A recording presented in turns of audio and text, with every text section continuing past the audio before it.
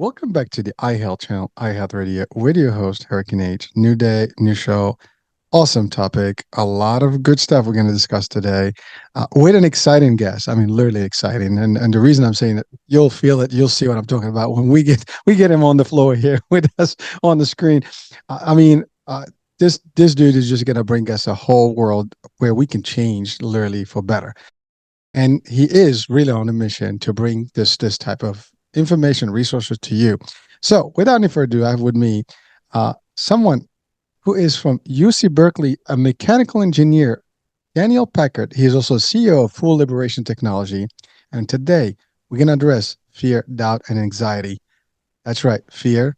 We know about that. Doubt, I think we all experience it. And anxiety, I think this is the age of anxiety. So without any further ado, Daniel, welcome to the show, man. Come on up. Thank you so much. It's a pleasure to be here. I've spoken to Dave's and John's, and I've never spoken to a hurricane. So thank you for being my first and being gentle. And I'm jealous, frankly. I want a cool name too.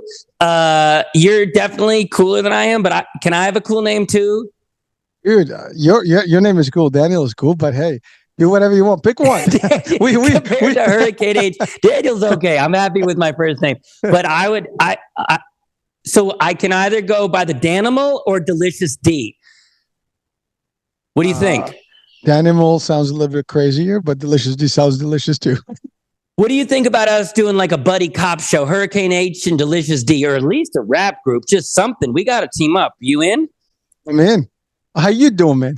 How you doing? I'm doing good. Amazing, man. Should I tell them what we were discussing before the call? Yeah, go for it, baby. It's fun. Well, Hurricane gets on and he says, "How you doing?" And I'm a California boy, but I spent time in Manhattan and, people from Brooklyn. And it's just, I grew up in this very fake, over the top world of amazing. And so I appreciated his "how you doing." So then I practiced my "how you doing?" And he said it was pretty good.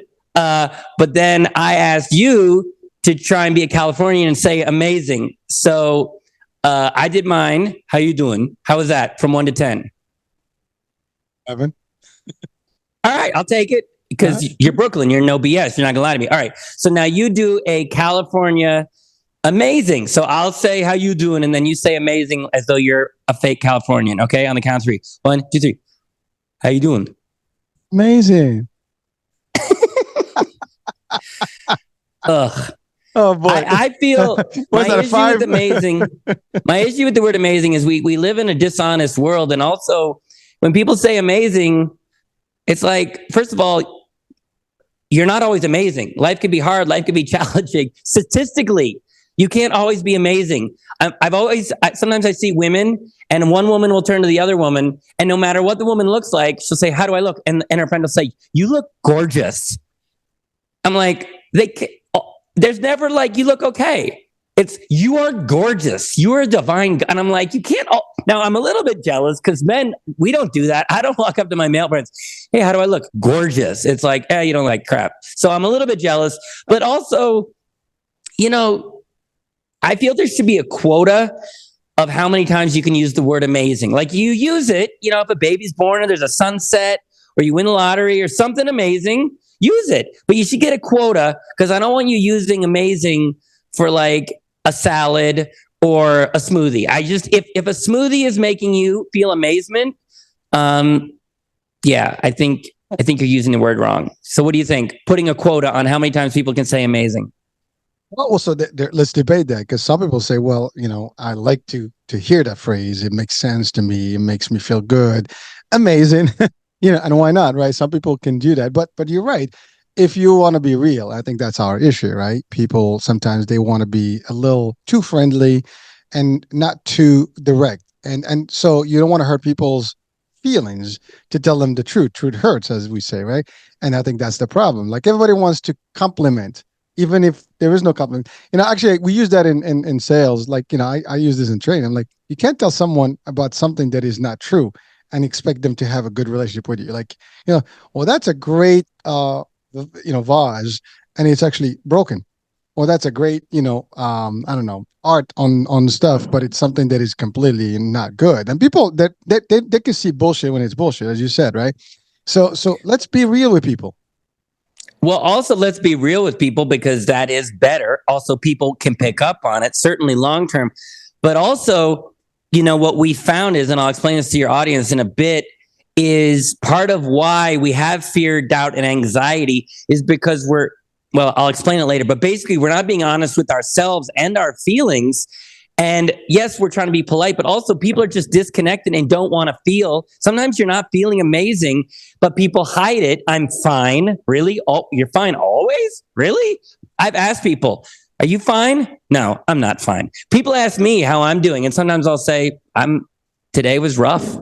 I was sad today. And they'll think, thank you for being honest. So it's more about people being okay with being authentic and being honest and vulnerable. This was like when I was really struggling before I developed this program where I healed so much. I was in a lot of pain, and I saw the stuff on Facebook of like, I'm in Bali, amazing hot air balloons. And I just to do it, this was like 15 years ago. I just went on Facebook and I just said, hey, everybody, I'm in a lot of pain. I'm in a lot of pain right now. And I just wanted to say it, give anybody else permission if they want to say they're in pain, because I know you're out there. And I thought it might like catch on. Nobody, like they wouldn't go near it. I was like, well, that's the world. It's this avoidance of stuff. And what our research showed is this avoidance, while understandable, because who wants to feel the yuckiness, it catches up with you. And that's actually what's leading to the fear, doubt, and anxiety. I'll elaborate more on that later, but that inauthenticity, you don't get away with it. It catches up with you. Well, thank you. And then, it's funny. This is true thing, right? So, same thing when someone says, "How you doing?" It's like, can't complain. Could be better. And then you hear that a lot. It's like, but who the hell's gonna care? Nobody listens. Nobody wants to know. It's like you expect people to have that response, or at least to do something. But nobody's caring. They answer the question that's just by a default question. It's like just a standard response. Like you said, amazing. What's amazing about today? Maybe there is something amazing, as you said, but not everything is amazing. Life is not peachy. Life comes with quite a bit of punches and nice little hooks and little blindside left and right. So it's kind of difficult to live through this life. It's a complex world, but it can be simple. It is, and also the can't complain one. Again, it's good because when we started to do real research on why people had all this fear, doubt, and anxiety, what we started to see again was this not in touch with feelings and inauthenticity, and it catches up with them. So I can't complain assumes sharing your experience is complaining.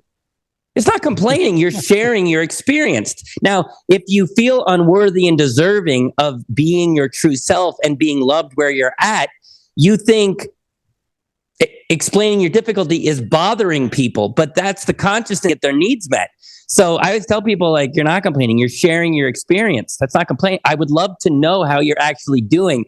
But again, a person who's not used to taking care of themselves thinks that being honest and putting their struggles out there is bothering people, and it's not. But it's a symptom of low self-worth and feeling undeserving, which is the unconscious reason why people don't take better care of themselves, which then leads to the fear, doubt, and anxiety. I'm going all Jedi and all over the place, but these phrases, they're dangerous because they normalize this stuff. Like, I was just living in England for about 6 months, and I've lived all over the world, literally, aside from Antarctica. Penguins call me, and it's, well, everywhere it's emotionally unhealthy. But there was something as a trend very repressed and emotionally unhealthy about the British. Not all, and you talk to British people, they know exactly what I'm talking about. This is not a newsflash. And it's repressed. And there's that famous phrase from England, keep calm and carry on. Okay, that was when they were being bombed. So you're getting bombed, and the catchphrase is like, just repress the feelings. Like, of course that's going to catch. If you're getting bombed, no, don't be calm. You're getting bombed. So this language normalizes unhealthy habits, And what our data showed is, just like with the physical body, unhealth will catch up to you. Emotional unhealth will catch up to you. And part of the reason people are unhealthy is because the normalization of the unhealth, of the inauthenticity, so this is why I'm pointing it. I could go on and on and on about language that is completely normalized and completely unhealthy. And we don't even know we're doing it. That's why it's dangerous. I actually think if you have more of those expressions, because there is a reason I like to just explore it further, because the healthy way, as you said, is to talk about your feelings. As a matter of fact, that's why we go seek help. So you can, first thing that if you go to psychiatrist, psychologist, therapist, let's talk about, what's up. You got to speak up. People tend to keep that inside, just like a volcano, until, all this mumbling and stuff going on inside. And then poof, one day we have suicide, we have drug addiction, we have all kind of stuff that can be an outcome, of these hidden feelings. And to your point, suppressing bad things that can be like you having a bad day.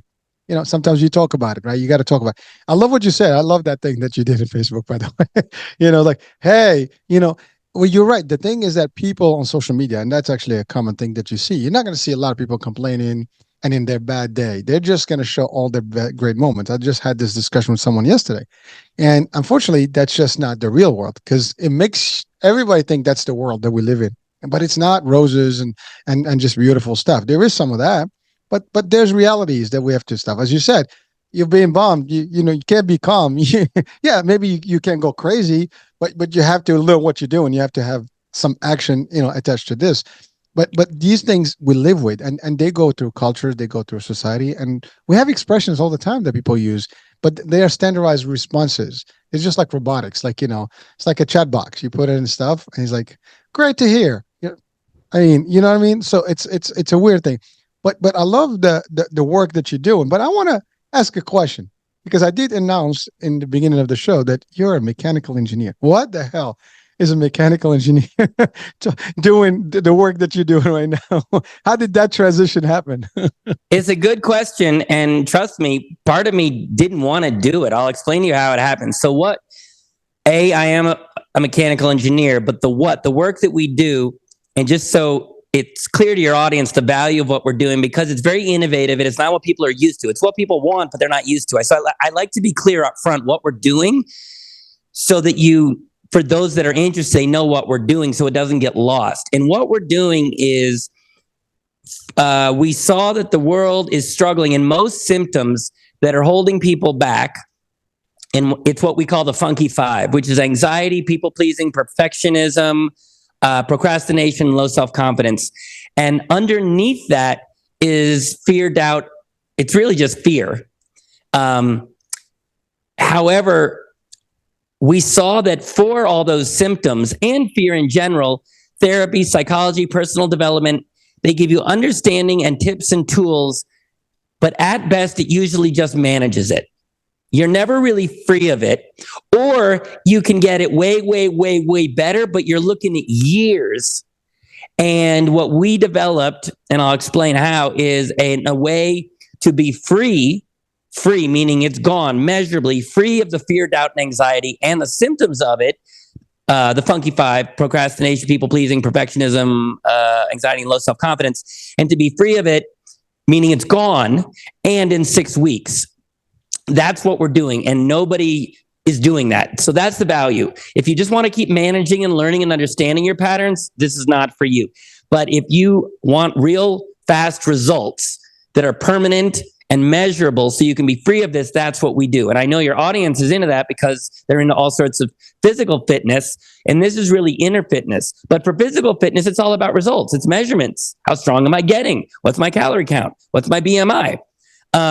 So your audience is results focused, but when it comes to this industry, I call it the improvement industrial complex, they don't get great results. Why are we getting these excellent results? Well, because when I was younger, my dad was a physicist, and he, was a scientist, and he sat me down one day and he said, anybody can have a theory or an idea. He said, but it's the person that get results. That's the person that knows what they're doing, and that's the person you should trust. The results matter, is what he said. And that idea of results mattering stuck with me, so much so that I wanted to become an inventor, an engineer. to make things that work and get results. It's very satisfying. It makes the world a better place when something works. So I go to engineering school, and I'm professionally trained how to look at complex problems, develop a solution, build a prototype, and then what you do, you test it, you get the results, and then you calibrate and you refine until you get something that works and works consistently. So the good news was I was trained how to make machines work, but I wasn't taught how to make life work. And so even though I could, make a robot that played ping pong, I was an anxious, insecure, people-pleasing perfectionist guy with horrible low self-esteem and insecure. So yay for the robot. So like your audience, I saw my limitations and I go looking for help. So I go to the experts. I went to therapists, psychologists, coaches, gurus. I did almost every type of therapy, spirituality, lived in an ashram. I was probably in a cult. Like I spent 10 years and $100,000. And then I just one day said, what results am I getting? What's my ROI? And I said, I have tips and tools to manage it, but I'm still insecure. I'm still anxious. I'm still procrastinating. I'm not that happy. I'm not fulfilled. I'm not being the person I want to be. I'm not the person. I didn't like who I saw in the mirror. And I went, that's crap results. 10 years, $100,000. If you took your car to a mechanic and 10 years later, your mechanic just showed you how to manage the fact that your car wouldn't start, you wouldn't be like, wow, thank you, namaste. You'd be like, you aren't getting great results. But from coaches and therapists and spiritual, we just tolerate it. And all of a sudden, I just was pissed. And I looked up at the heavens, and whoever's up there listening, I just went, like, what do you want from me? What am I missing? I know this is a test, but like, what do you want from me? Now, I didn't expect an answer. It was just a rhetorical, pissed off moment. But I heard the words of what my dad said, which is results matter. And I just it sort of woke me up to this improvement industrial complex. There's well-intentioned people trying to help. But if the results that people want, which is real freedom of this stuff, to be their true, authentic, powerful selves, they're not getting great results. It's management, or when there is a solution, it's years, maybe decades. So I'm an engineer, and I knew how to get results. So I had this very noble but naive idea of like, what if we could engineer and innovate something better? I'm good at that. I'm trained. So I started my own research company, Full Liberation Technology, with the goal and mission to see, could we reverse engineer, keyword engineer, a process, a system that was simple, reliable, fast, and got results. And it was so much harder than I thought, Hurricane. So it was so naive. It took 8 years, and it was not going well. But that's the beauty of engineers. We are unrelenting, focused problem solvers. Look at all the innovation that you see in the world. That's engineers and scientists focused on things until they solve it. The Wright brothers were the first to flight, not because they were smarter. They built a prototype, and then for 4 years, they just tweaked it, and they optimized it, and they calibrated until one focused problem solvers. And that's what we were. So we stuck with it. We worked with 3,000 people, 5 continents. I worked with monks in India. I worked with addicts in South Africa. We worked with entrepreneurs in Europe. We worked with professional athletes in the US. And after $1 million in research and development, we basically cracked the code. And what that is we now have an online program. It's fully automated, such that in 6 weeks, you go in there with one of the funky 5 or multiples, and you go through the problem, and it's everything you need, all the tools you need, all the instructions you need. If you work the steps, you get the results. And the result is that you are measurably, because we measure it. We measure you. You're tracking your data, just like an athlete. Physical fitness is inner fitness. On our app, you're tracking. So at the end, we know that you got results. You do too. But also, because we're passionate about results, Hurricane, we don't charge you at the beginning because we haven't gotten you a result yet. We charge you at the end when you have clear, measurable results that what you're struggling with, anxiety, procrastination, people-pleasing, perfectionism, low self-confidence, is gone and not coming back. And we do that for 2 reasons. One is nobody believes us. Like, because of this industry, People have spent years working on their stuff and nothing has solved it. And they've had it their whole lives and we're solving it in 6 weeks. And the industry is full of people that overpromise and underdeliver, claiming things are amazing when they're not. So people are skeptical and we know that. So we say, be skeptical, but try it because it's no risk. Go through, you only pay when you get results. So we do that so we can help more people. But also, my dad told me, results matter. So to be in integrity, if we don't get you results, we're not charging you. A lot of other people will. $1 trillion a year is spent globally on people getting better. And a lot of those people aren't getting great results. They'll take your money, but we don't because it's not right. I didn't know what to sign up when I asked that question. That was a big question, and you give me a huge answer. I don't even know how to dissect this, but let me try. It's pretty powerful stuff that you're talking about, Daniel. I mean, first of all, I'm just amazed that, and I mean it now. It's not amazing.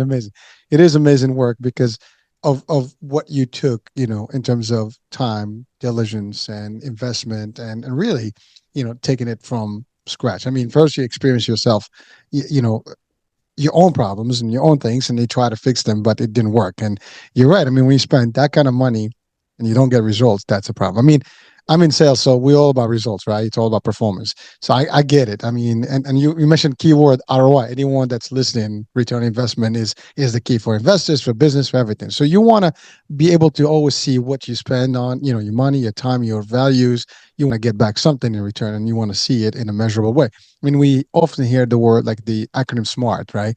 When you do strategy and business and whatever tactical stuff, specific, measurable, all that. So it's important to have the results driven. So you've done that, but you've done it in an area that is, as you said, very rich in information and availability of services. But I have to say, 6 weeks is almost like unheard of. I mean, that's not a lot of time to get someone in, to get someone out, and they actually change people. Literally, like, they come in with a super problem or multiples, as you said, and then they come out like on the other side, like, what the hell just happened? I'm a new person right now. I can see the world differently. It's like basically you're transforming people from one side to the other. Now, I love your background of engineer. And by the way, you can get robots to do things that was amazing, but engineers are engineers. They operate different. And I've talked to a few. You guys, just your mind works differently. As you said, you're focused. You get your stuff done. You're relentless.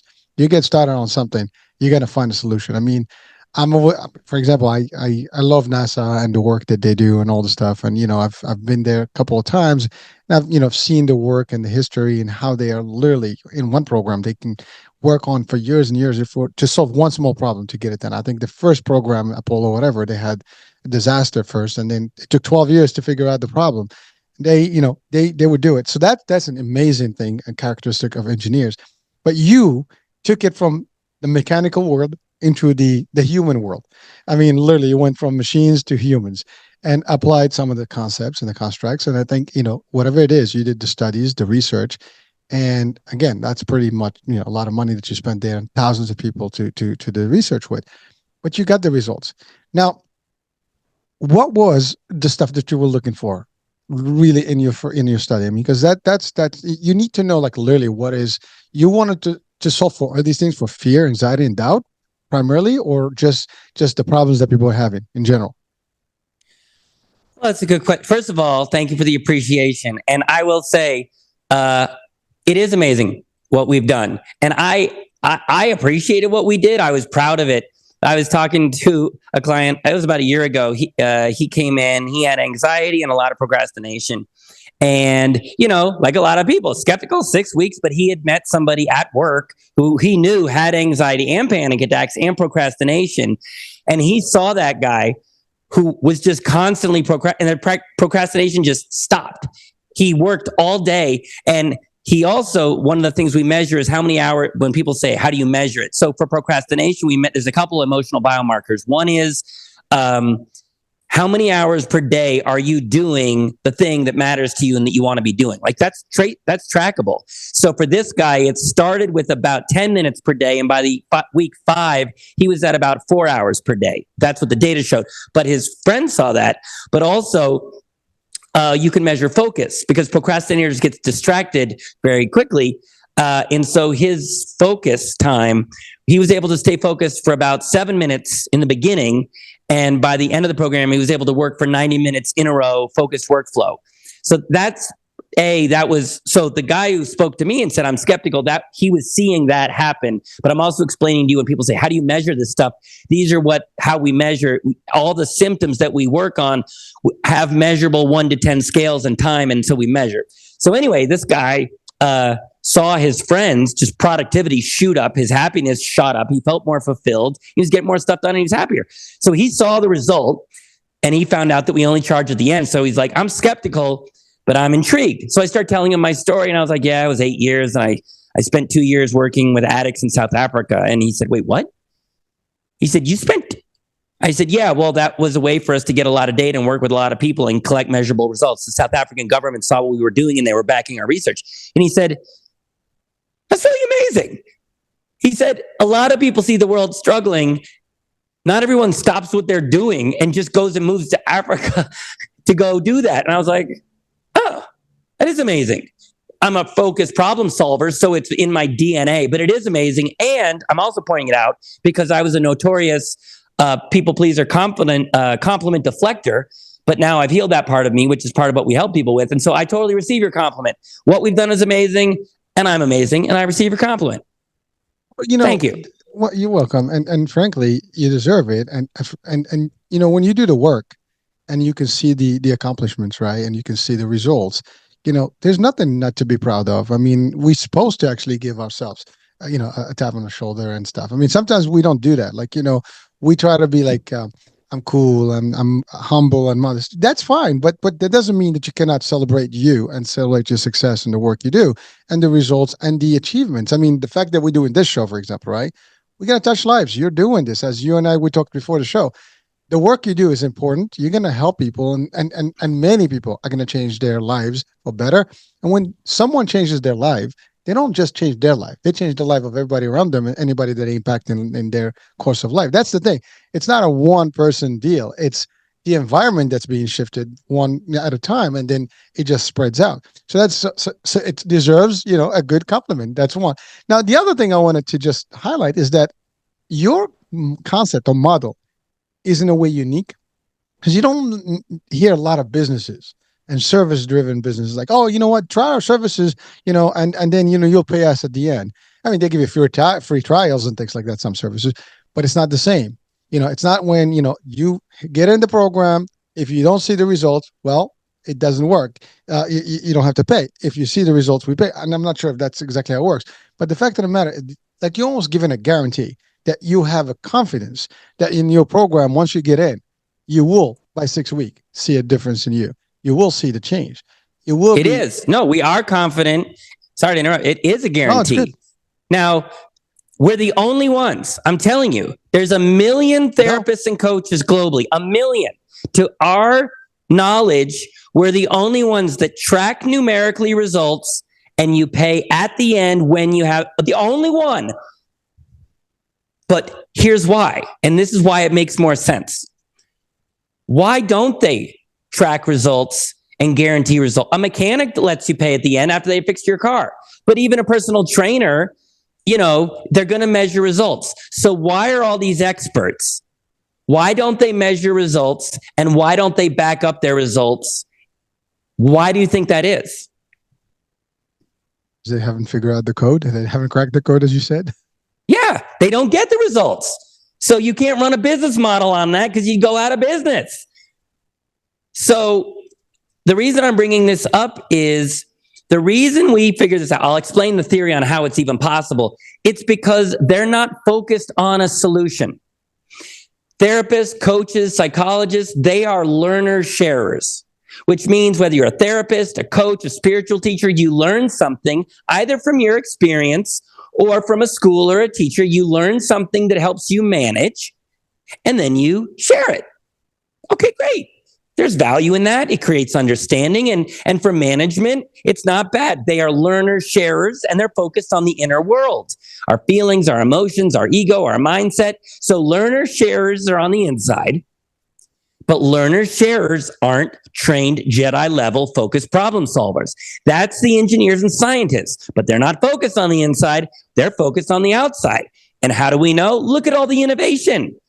That's all engineers and scientists focused on. There's a hurricane, there's a helicopter on Mars right now. Are you kidding me? First of all, they put a rover on Mars. Incredible. Problem solved. Then it lasts for years. And then somebody was like, you know what? We only have cameras at service level. We need a higher end view. And someone was like, helicopter. And someone said, let's do it. That is the power of when you put engineers focused on the external world. That's what they do. But those people they're focused on the outside. They're getting great results on the outside, but they're not. So the learner sharers are not interested or equipped to problem solve or innovate. They're focused on the inside, where the problem is. The problem solvers are focused on the outside.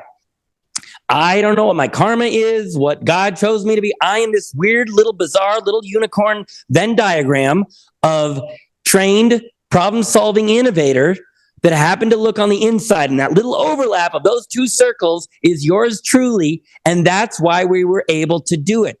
Problem solvers don't share. Edison had 1,000 patents. He wrote 0 books. He doesn't want to share. He wants to get shit done. Okay? So the problem solvers aren't focused on the inside. We were, and that's why we got the job done. That's why this is possible. It's not, you said earlier, like 6 weeks. Come on. Well, yes, because what we do is innovative. That's what engineers do. We innovate solutions. So if you went to a person in the 1700s and said you can get across the US in 4 hours, they'd say too good to be true. But of course, it's not too good to be true. It's an innovation done by engineers, which is an airplane.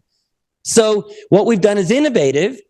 It sounds too good to be true because all innovations in the beginning are, but guess who innovates? Engineers. So I get it feels too good to be true, but can you at least see that if innovators focused on the inside, maybe it's not too good to be true? Actually, I listen, when I say it that way, I don't mean it in a way that is bad. I really believe that you've done something terrific, amazing. And it is, I mean, first, if you want to call it that way, because as you said, you kind of got both worlds and kind of fill that gap. As you said, that's that inner circle, that just basically the intersection of both worlds. And you came up with this whole concept that is workable, that is clear cut. And it is, as you said, an innovation in its own, and no one can doubt it. Because as you said, there is room for everyone, right? Like, as you said, those guys that are focused on the outside, the ones that are focused on the inside, but you can match that in. And I think you did a marriage of both in your concept, where really you have the ability to take someone, address all the core issues, and be able to show them at the end that, you know what, you are starting here. This is where you are, as you said. But great example, 7 minutes focus to 90 minutes focus. That's a huge improvement, I'd say. I mean, anyone can claim that as a good, outcome in a process, right?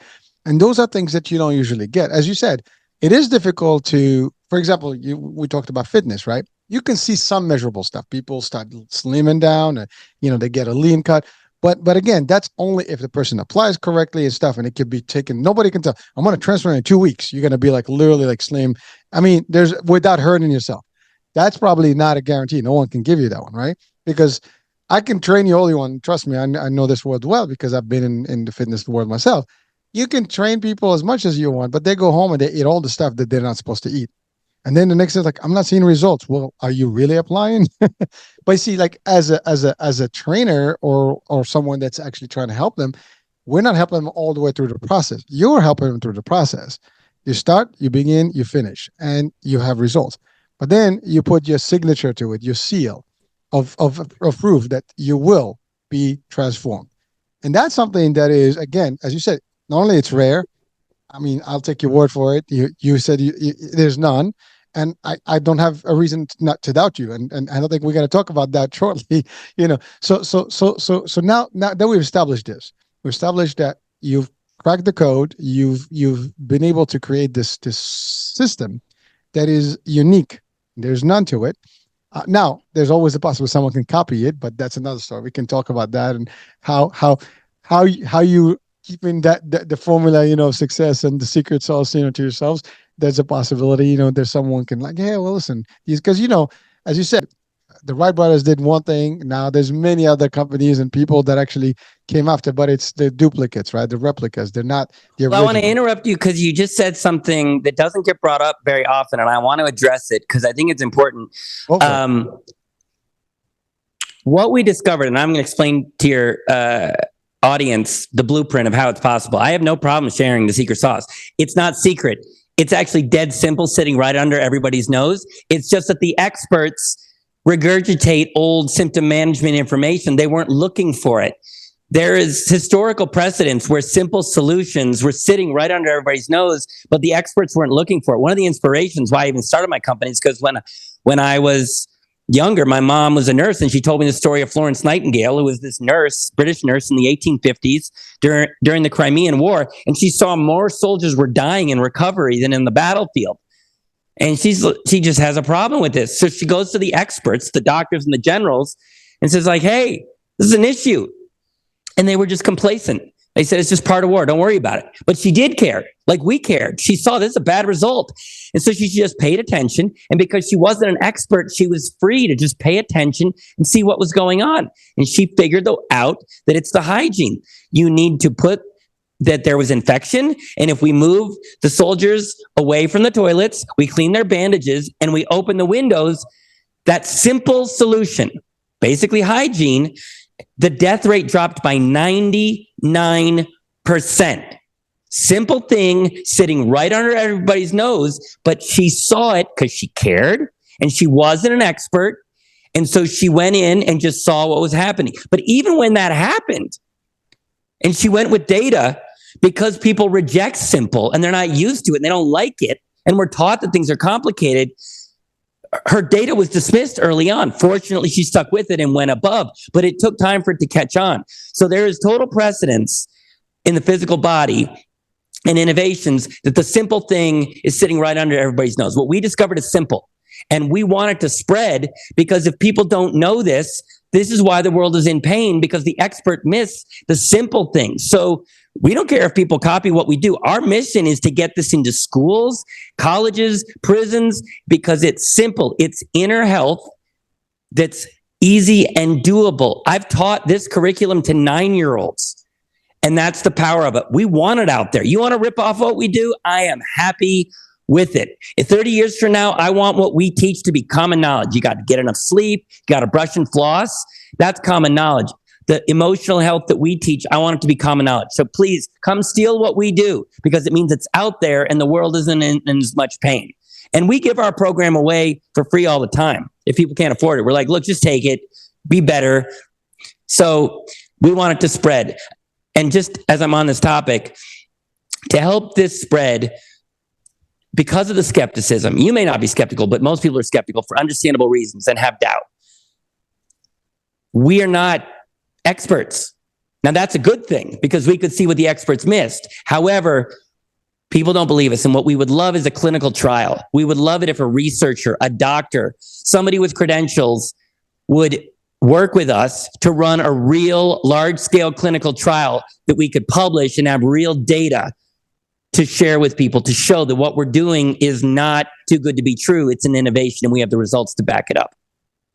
Oh, so on that note, I might have someone that I can potentially refer and connect you with that may be interested in that, because I believe that, it's a couple that is extraordinary, people that want to do the best for the world as well.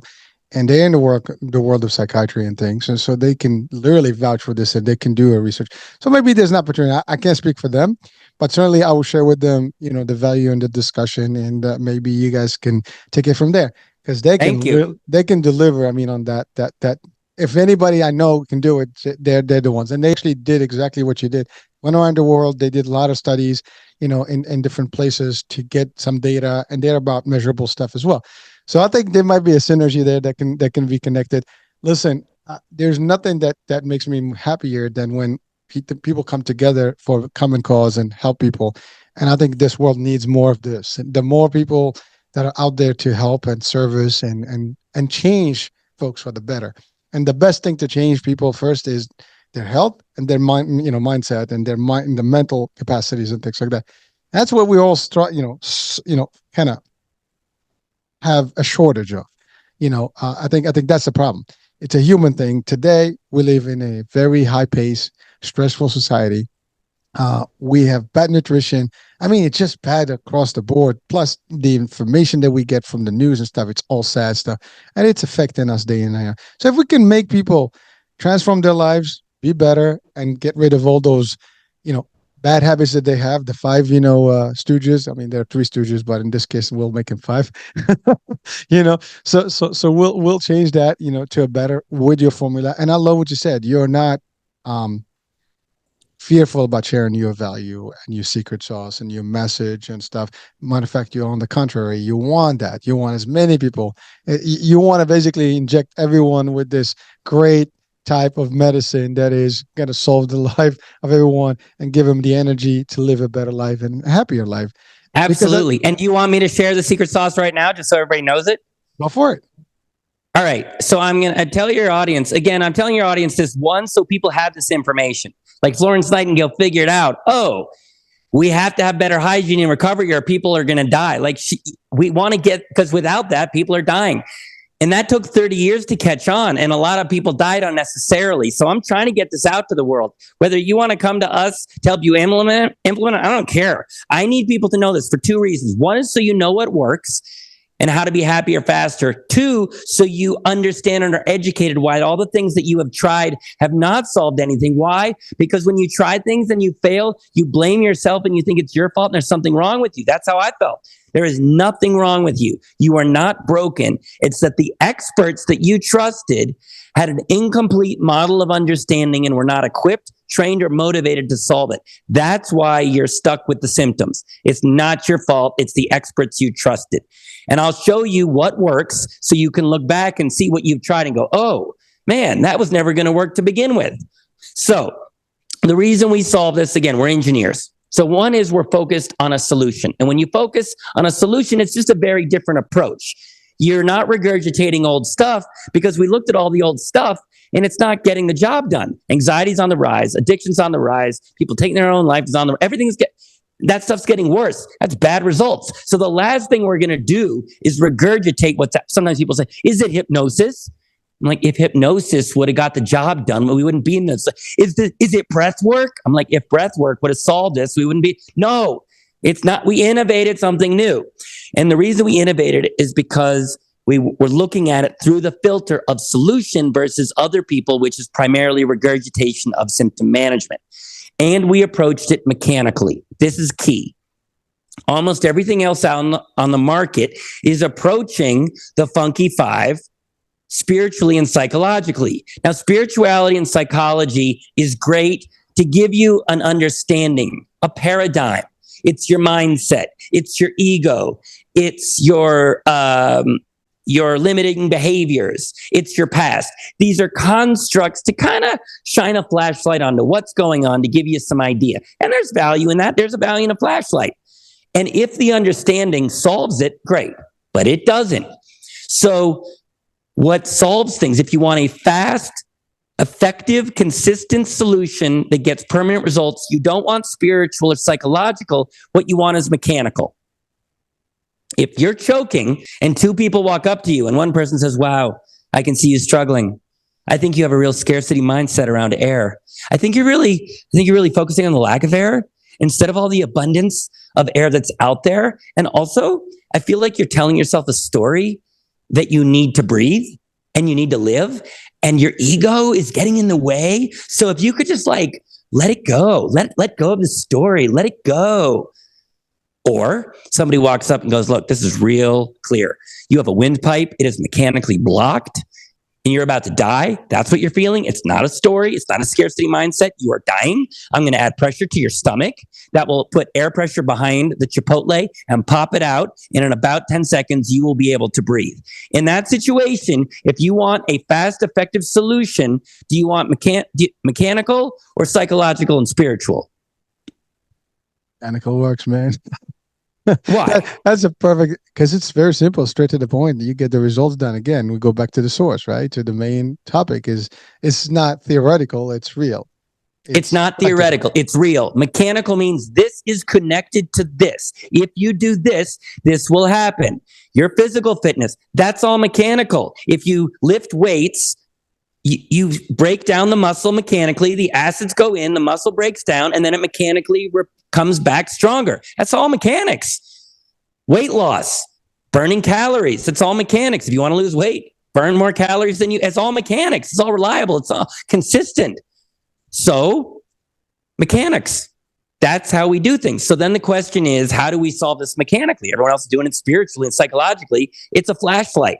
It's not an escape plan. So here's what's mechanically going on with your audience that they don't understand, but we figured out because we were like, we got to make this mechanical and simple and effective. So here's what we first saw. And again, I'm condensing 8 years of research into like 20 minutes. Okay. Whether you have anxiety, procrastination, people-pleasing, perfectionism, or low self-confidence, you do not have individual problems. That's what you're told. That's how it feels. You do not have multiple problems. You have multiple symptoms of one thing, which is fear. If you're really afraid, you might call that fear feeling anxious. But that's just a name to call being very afraid. You could call it perfectionism, or you could say you're afraid to make a mistake.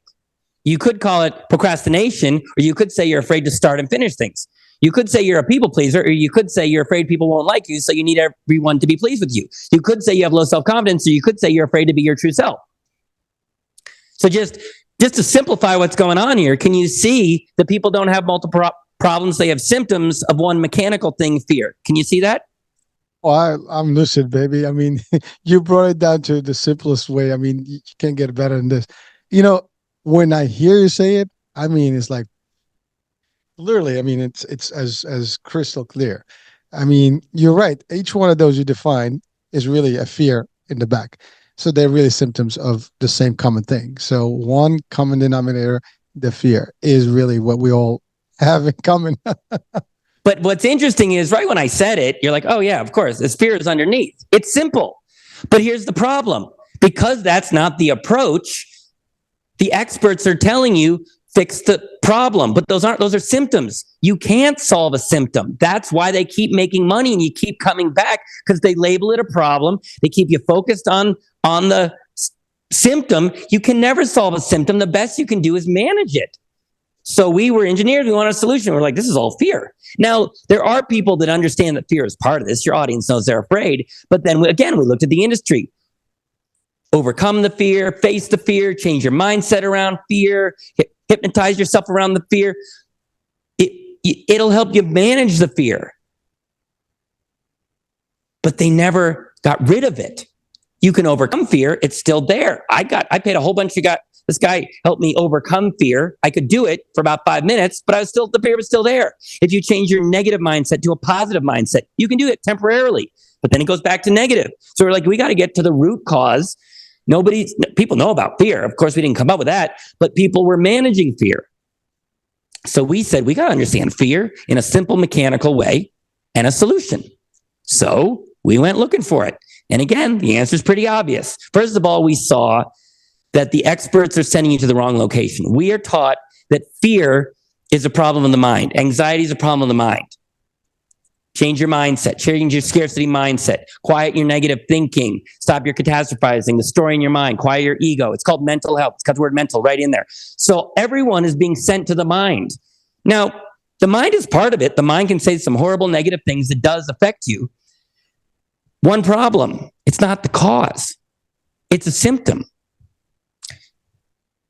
It's a symptom of where fear is actually coming from, meaning where it actually starts. It starts in the body. Nobody says, I think anxious. I feel anxious. In your throat, your chest, your heart, your stomach. You feel fear in your body first. And then it spreads to the mind second. Not theory, mechanics. We are engineered such that your body senses what the body needs. And then the mind is a tool to get the body what it needs. You feel hunger first, then you go looking for food. If you are in the jungle and you hear a noise, you feel fear first, then your mind is a little computer to try and find an escape plan. Have you ever noticed that when you're calmer, usually your mind is quieter? When you're feeling more fear and anxious, your mind amps up, because your mind is a symptom of the body, not theory. When we started to develop our program, and I was one of the first test cases, my body went calm. When my body went calm, my mind just shut off, because there's no problem for the mind to solve. People say, well, like, would you meditate? Is it like, no, the body's calm, so the mind shuts off. So your audience doesn't know this. So they spent their whole life focusing on the mind. That's a symptom. The expert sent you literally to the wrong place. That's why you still have this. Not because you're broken or there's anything wrong with it. They sent you to the wrong location. We found the actual correct mechanical location is the body. If you calm the body, the fear in the body, the fear in the mind goes quiet. My mind has been quiet as a church mouse for 10 years. My mind used to scream at me negativity, called me unlovably ugly, which is just all like, there's ugly and there's unlovable. I used to tell myself unlovably ugly. Now my mind is quiet. It's like a meadow in there. And when it does talk to me, it says nice things. I'm 51. I'm losing my hair. I got wrinkles. Today I looked in the mirror and I was like, I do me. I fucking adore myself. So that is the result of going to the actual root cause, which is the body. Now I'm going to explain to you where in the body and why the body is afraid. But first, what are your thoughts, or do you have any questions? Oh man, I'm absorbing this stuff and I get it. I mean, you're right. I mean, the more I listen to you, again, as you said, it's KISS, really, keep it simple, stupid, whatever the expression goes. It is in front of us all the time. And you're right. The more you're talking, it's the mind, is really reacting to the body. But the fear is really, we're afraid to get hurt. We're afraid to get the pain. Typically that's what it is. It's more of that than anything else. Literally, if you close your eyes and you're on a cliff, you're not going to know that you're on a cliff. You're not going to be fearful, right? It's that kind of thing. So you only are afraid because you start worrying about the damage you're going to have. At least that's how I'm seeing. But I guess the core of this is really a physical reaction is going to trigger the rest of it. Is that what I'm getting? Yeah, that's what you're getting. And it's 100% true. It's just, that's not what's taught. Now, some people do know it's body first, mind second. There are books. There's a famous book called The Body Keeps the Score by Bessel van der Kolk. There's a famous gentleman in Canada called Gabor Mate. There are people that are waking up and paying attention in the mental health community that realize it's not mental, it's in the body. Now, that's the good news. It's in the minority, but I'm not the only one. It's also common sense. Meditation is you calm your breathing and your mind quiets. Breath work. Now it's temporary, but it's not the other way around. The problem with Bessel van der Kolk and Gabor Mate, and I'm not experts on their work, is they know the what. They've identified what the problem is. There's a lot of people that are paying attention and know what the problem is. It's in the body. What they didn't build, and which took 8 years, is the how. 6 weeks, step by step. That's the big innovation, not the what, not the theory, the how. And the other innovation is the system that we develop. That's what gets the results, not the theory, the system. And I want your audience to understand this, one, so they realize what they needed was a system all along and they never got it, and why a system works. So systems are great because they make complex things simple and easy to follow. Now, what is a system? Well, there's different definitions, but here's what we found out. If you want fast, consistent, reliable change, you need multiple tools designed to get one specific job done. Okay, if you hire a contractor to rebuild your house and he walks up or she walks up with one hammer and says, I got a hammer, I got one tool, I'm really good with it, I got a tool. Are you going to trust that they can get the job done quickly if they've got one tool? Of course not. Why? It's complex. The house requires a lot more than just one tool. You need saws, you need other things, right? I'm assuming that's just how I'm looking at it. That's it. There's multiple things. There's plumbing, there's sheetrock, there's painting. You need a set of tools, but not just any tools. You don't want a flamethrower. You've got a specialized toolkit. And by the way, if you're a contractor and a flamethrower, that is not good branding. But my point is, you have a specialized toolkit that's been optimized to work together. A dentist has dentist tool. A surgeon has surgical tools. So you need an optimized toolkit that's been designed to work together to get one job done. However, when people go looking for help, that's not what they get. They go to one expert who gives them like one tool. They go to another expert who gives them another tool. That's fine for management, but it will never Get the job done. And that's why your audiences failed, because the experts hand out individual tools when you need a comprehensive toolkit that's been tested to work together. That's what we developed. That's what took 8 years, figuring out, okay, we need this one and that one. Okay, what else do we need to add until it gets the job done? So thing number one in the system is you have all the tools in one place. But that's not enough. You need one more thing.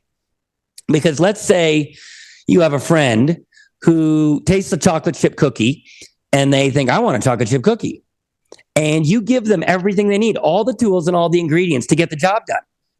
But they do not know how to bake. They have no idea. Even though they have all the tools and ingredients, will they be able to successfully, consistently make a good chocolate chip cookie?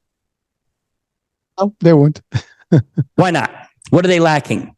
Well, the know-how, the actual application of it, the action of putting it together. Yeah, there's no instructions. They need instructions. What to do, in what order, for how long, at what amount. Temperature on the oven. Start with flour, add the water. You don't just throw the water in the oven. You need instructions. You need a plan that's been tested. IKEA furniture gives you instructions. Legos give you instructions. But the experts just basically give you a tool and say, good luck. And then you fail. You get confused. What do I do? When? In what order? So what we spent 8 years doing is, first of all, we got the toolkit down, but then laying it all out in very simple, easy to follow instructions. Day one, do this amount of times for this long.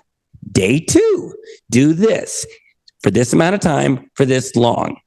That's the key. That's what you need. You need all the tools in one place and simple, keyword simple, easy to follow instructions to make it so you can't fail. People say, how do you get a 90% success rate?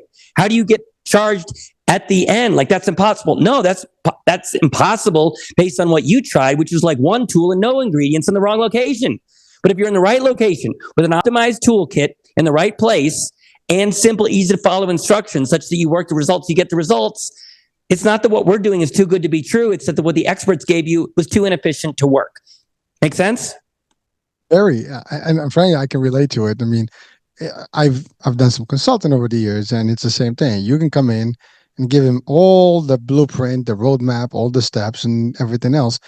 And, sometimes they cannot do it unless somebody comes in, and really puts, and by the way, sometimes even with the instructions, they still don't do it because the people that are taking the instruction, they don't know how to kind of process the instruction to work with it.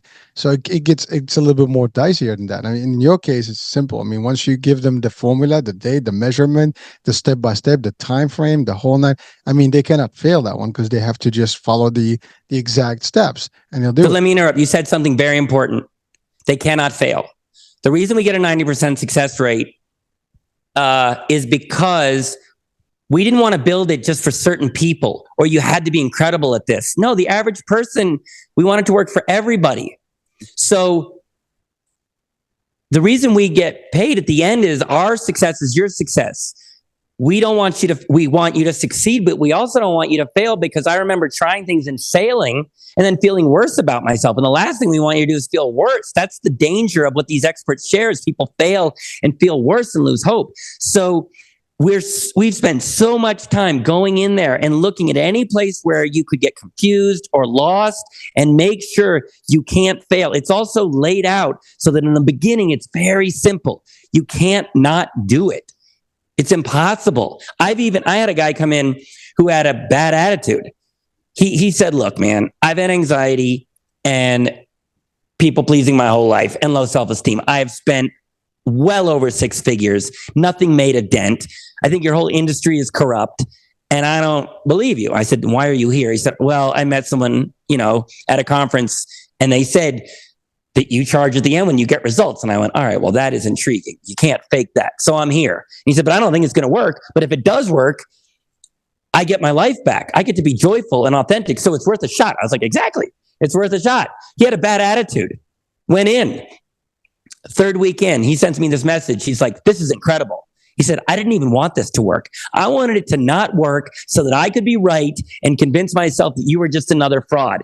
And first of all, it worked even when I had a bad attitude. He said, that's impressive. Secondly, I was wrong. This is real. And I'm telling all my friends. So to you out there who think, well, maybe it works for other people, it won't work for me. No, What was I doing in Africa? What was I doing in India? What was I doing traveling the planet, working with all different cultures, peoples, backgrounds, ages, making sure that if you work these steps, you will get the results. Now, that said, even though this works for pretty much everyone, most people won't do what we're going to do because they have the same mindset that it's got to be complicated. I'm too messed up. It's going to take forever.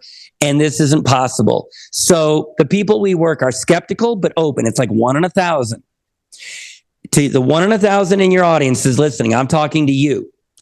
Listen, follow that intuition. Follow the remarkable offer of you pay at the end and how different that is. And that 1 in 1,000 person is motivated because, yes, they're skeptical. Yes, they have doubt, but they see what's possible.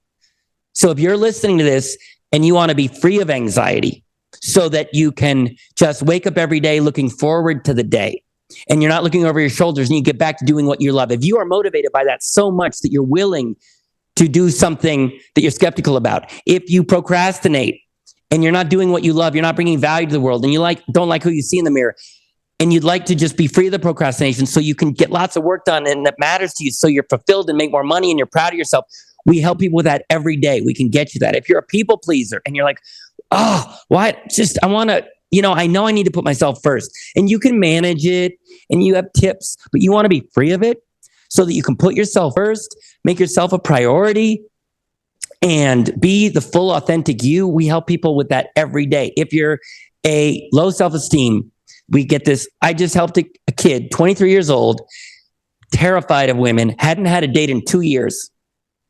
And he's like, I've tried stuff. I'm young, but I've tried a lot of stuff. It doesn't work. I just saw in his reports, because we get data, but we also tell how they're doing. He just explained that he had his first date in 2 years. He walked up to the girl, chatted her up. She said yes. They went on their first date. They slow danced under the moon, and he planted the first kiss. This all happened in 24 hours. And he said, Daniel, that's not even the cool part. The cool part is I wasn't afraid. That's the cool part. The fear was gone. So if the idea of having the symptoms of fear, but also the fear gone, allows you to be the full, true, authentic you so you can be happier. If you are motivated by that enough, those are the people that work with us. Those are the people who reach out to us. It's not for everyone. I wish more people reached out to us, but it's like 1 in 1,000. Well, I think people will catch on to it, because I think I can see a lot of more practical places and people that can benefit from this. I mean, one of the biggest fears that we know of is fear of public speaking, and a lot of corporate people need to speak up and stand in front of audiences or present to a board and so on and so forth. This 6 weeks training, program can literally change someone from being super shy and not being able to stand and do all the stuff that they need to do to a successful entrepreneur, at the end of it, because now they have no fear to do the stuff. I can see a lot more. Exactly. And the way it changes your life is not only are you able to do what you want to do, you enjoy it more. A gentleman came to us for fear of public speaking. He said, I work with this coach, and he gave me some strategies so I can manage the fear and deliver the talk. And I was like, that's great. I said, but the fear is there. He's like, oh yeah, no, it's there. So I explained how our modeled works. And he said, oh my God, if that works, that would be incredible. So he went through our program around week 5. His fear of public speaking went from, I think, like a 9.5 out of 10 down to about a 4. It was manageable in that. Now that turns into excitement at that point. So he gets on stage and he gives the talk. Now, not only did he give the talk without the fear, but I said, how was it? He said, it was incredible. I enjoyed myself for the first time because I was present. I wasn't terrified. Also, I was sharing from my heart, which I couldn't do before when you're afraid. I was more spontaneous and playful. People felt the true me, and we made much better sales, but also I enjoyed it more. That's the value when you move from symptom management to full liberation. And here's why this is possible. It's because fear of public speaking is just any fear. It's coming from the body, specifically the nervous system. How do we know? It's a system in the body, and it's got the word nervous right in there. You think this is complicated. It's simple. There's a system in the body called the nervous system. Everyone's afraid. You think the experts would have gone looking at the nervous system, but instead of looking at the nervous system, they were like, this is a problem of the mind. No, it's not. I sounded like Jerry Seinfeld right there. No, it's not. Pay attention. That was good. God. That was good. That's crazy. So anyway, The fear is coming from your nervous system. Your nervous system is your body's mechanical threat response system. If your nervous system senses a threat, you will feel unsafe. When you feel unsafe, you will feel fear. When you feel fear, you will then do one of the funky five, a symptom of fear.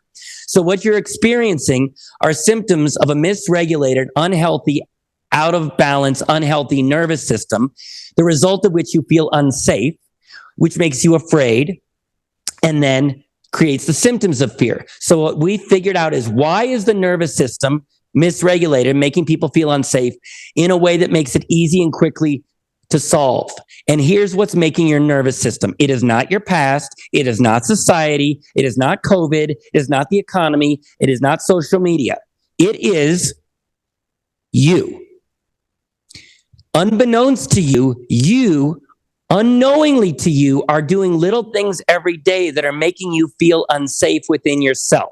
Now, it's hard to take that in. So we'll do an example that's easier to see, okay? Let's say we're friends, all right? But all of a sudden, I'm a bad friend to you. I'm unkind to you. I'm mean to you. I'm critical of you. When you need me, I'm not there for you. I put everybody else first and you're dead last. And when you're really in trouble, I'm not only not there for you, I criticize you. If I treat you that way for a while, do you feel safe or unsafe? Unsafe. Yeah. And the reason you feel unsafe is because if I give you poor care, it breaks trust. When you don't trust, you feel unsafe. Okay. But the beauty of mechanics is, if you can move something in one direction, you know the mechanics to move it in another direction. So now let's say all of a sudden I realize the error in my ways. All of a sudden I treat you really well. I'm considerate. I'm thoughtful. I listen to you. When you need me, I'm there for you. When you're struggling, I understand you and I honor you. I put you first. I make you a priority. I know what you need and I go out of my way to get it for you. If I treat you that way consistently, will you start to feel safe around me? Of course. Yeah, because I've rebuilt trust. And then you feel safe in your nervous system. So what that's showing is there's a direct mechanical link between care, trust, and safety. And then safety to fear. So in this case, we're in a friend relationship. But is it fair to say you're in a relationship with yourself? Oh, yeah. I mean, that's the first relationship you have. Right. And is it fair to say that you or somebody you know might not always be a loving, caring friend to yourself? Is that fair? Say yes. Yeah. Everybody knows it. The number one thing, I beat the crap. I'm not very nice to myself. People know it. So they know they're not nice to themselves. They know they're afraid and feel unsafe, but nobody was seeing the simple link, just like Florence Nightingale, the simple thing. So there's 28 ways that we need to be loving and caring to ourselves. The average person knows of about 4, and the average person only does about 2 or 3 because we're not taught to take care of our nervous system and our feelings and our emotions. But over time, those little daily acts are accumulating 10 to 30 times a day. You are not taking care of yourself and your nervous system. And over time, it has broken trust and you feel unsafe within your own body. The fear is not from the outside world. That'll make it worse. That'll activate.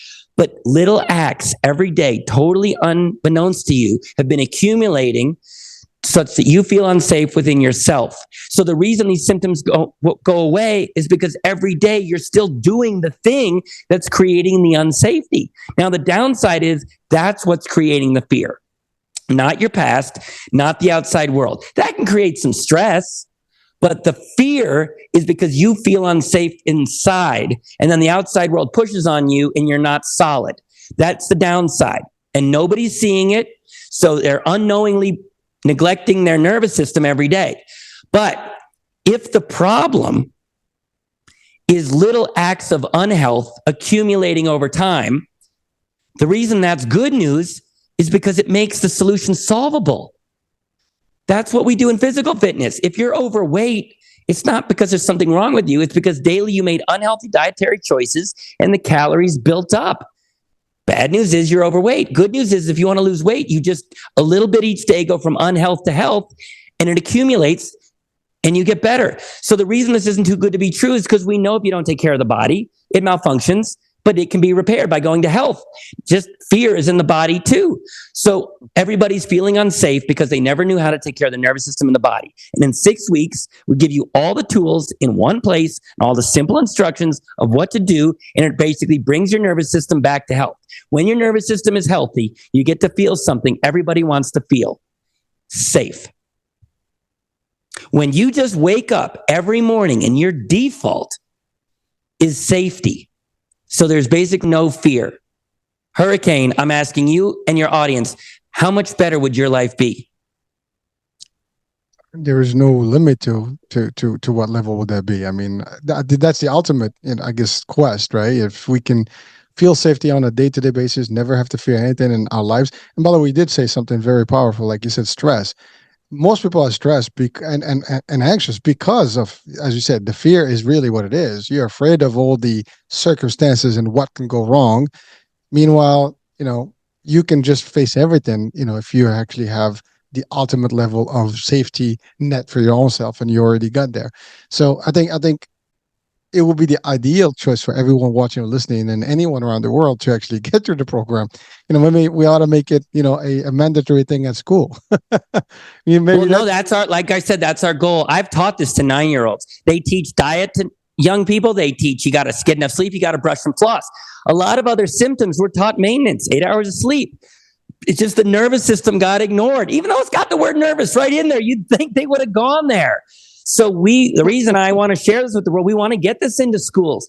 Right now, kids don't know how to regulate their nervous systems. They become anxious. And then the mental health experts come in. They're not experts in mental health. A, it's not even mental, it's body. Secondly, it's too late. It's symptom management at that point. Real mental emotional health was what to do every day, the brushing and flossing of the soul. That's what we teach, a simple daily habit that repairs the nervous system, but a simple daily habit moving forward. People say like, well, do I keep it? Yeah. If you don't brush and floss, you'll need a root canal. Then they repair the root canal with the tools and the steps, but then just brush and floss for maintenance. So after the 6 weeks is over, you're training the daily habit. So for about 3 to 5 minutes a day, you just do maintenance and you feel safe and you're free, man. You're free. And people don't even know what this feels like. I know what it's like. I live this every day. I wish I could give you a sample, like a drug dealer, give you a little sample of what this is like.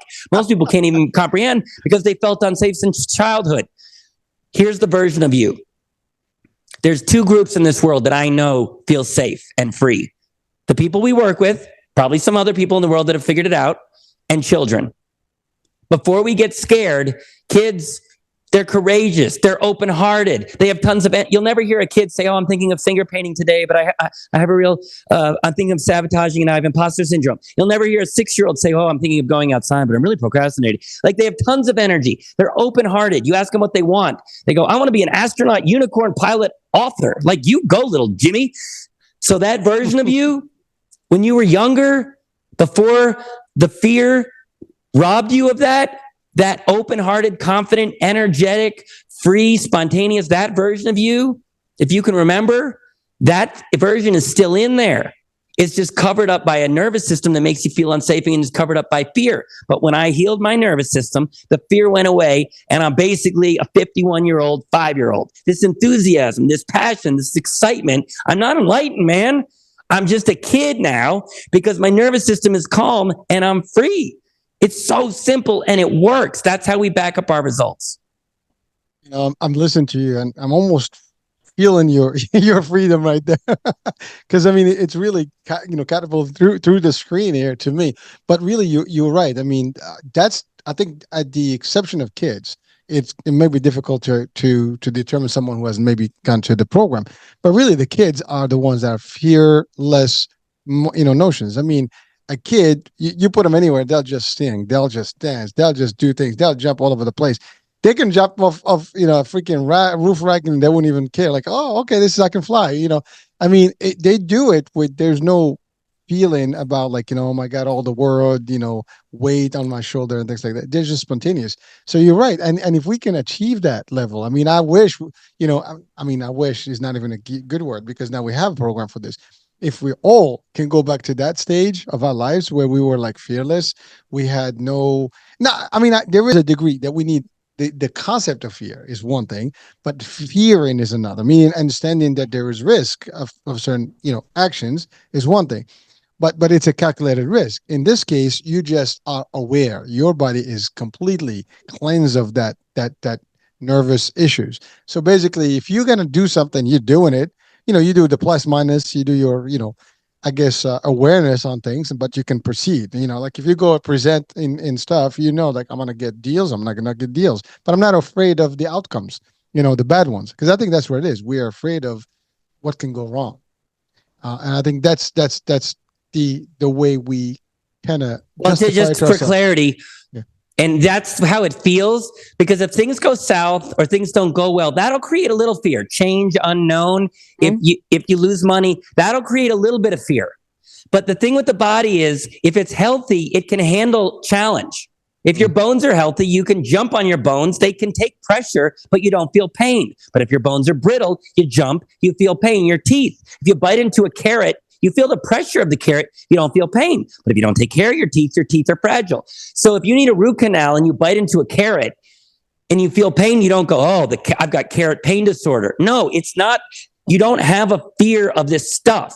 Your nervous system is fragile, so that when you're pushed on by a little bit of fear, a little bit of challenge, instead of just feeling it at like 2 out of, I feel some doubt, I feel nervous, I feel some stress. It's like 2 out of 10 for about 5 minutes because I have a strong system, instead of feeling it at 7 out of 10 for 9 hours. So it's not the outside world that's doing it. It's your system is fragile and can't handle it. And when you have a strong system, you can go out into the world, you can face challenge, you can face adversity, you can face stress, but it's all at a very low level so it doesn't stop you. That's the freedom. And I want to tell people how to get a hold of us, because speaking of helping people, I got a call with someone who's struggling with crippling anxiety, panic attacks, and low self-confidence, and he wants to work with us. So I got to talk to him in 4 minutes. So I'm going to tell your audience how to get a hold of us. Sound good? Sounds great, man. I know we exceeded the hour, but it's just so intense. It's beautiful. I couldn't stop. It's a great conversation. It's a I can great tell chat, you're man. engaged and you're getting it, partly because you're open-minded, and also you're in physical fitness. So everything I'm tracking matches physical fitness. We just figured out fear was in the body. So once you figure that out, it all gets a lot simpler because we know how to optimize the body and create physical fitness. We just created inner fitness. We work with professional athletes who have the physical fitness. Now they have their inner fitness and they're unstoppable, especially when pressure hits. I'm off track. Anyway, back to your audience. So I like things simple. My name's Daniel Packard. Just go to danielpackard.com. And there's 2 options, both of which you get to talk to me for free. So that's pretty awesome. You get to talk to the Danimal, Delicious D, for free, 1/2 of Delicious Danimal and Hurricane H. That's a callback. And you get to talk to me. You got 2 options. One is a quick free next steps call. On the next steps call, you tell me what you're struggling with and what you'd like better in your life. And once I know your unique situation, I'll give you some simple, actionable steps that you can take to begin to lower your fear and help with your symptoms. Or if you're listening to this, you're like, Daniel, I don't want to mess around. I want to know about the full program. Go to danielpackard.com. There's info about the program, how it's laid out, the no change, no charge guarantee, the price, which, trust me, is way less than you think, given what we're getting you. And then if you're interested in the program, book a free quick call with me. We talk. I make sure it's a good fit. If I don't think it's a good fit, I won't offer you the program because we don't want people to fail, but it almost always is a good fit. If you want to do it, great. If not, don't. We only want to work with motivated people. But if you're motivated to be free of this, so you can be finally happy quickly with no risk to try, again, that's the part to pay attention to. We can't fake that. Only ones, if your intuition lets you know that this is different and worth a try, come to the website. If you want to do the program, book a free call with me. And within days, you could be on the trajectory. You've been buying flashlights. We have an escape plan. If you still want to keep putting batteries in a flashlight and learning about the cave that you're stuck in, go do it. If you want to escape the cave quickly, guaranteed, if you want that escape plan instead of a flashlight, we can get you that. Come find us at danielpackard.com. Booyah! How you doing? Mic drop. Delicious D, man. That was powerful. Yeah, listen. I mean, I know you got to go. I've enjoyed this hour. I mean, a little bit more than an hour, but it was worth every single minute of it. Every second. I'm gonna champion this with you. I love it. I will actually reach out to my friends about that discussion you shared about somebody challenging it and put into test from a clinical, side. If that's something that could work for you, it'd be great. And yes, I will have the link to your site so people can actually connect with you directly, and hopefully there will be more people that actually want to get out of the cave, because I think that is everybody's dream, is to not be in the cave and be free, and that's really the key to everything here in our health and better being. So Daniel, thank you so much for really joining us today. It was an amazing, and I mean it, discussion, show, and exchange. So we'll stay in touch, and folks, that's it for today. Daniel's got to go, but we'll be talking soon. New day, new show, on the topic. Bye for now.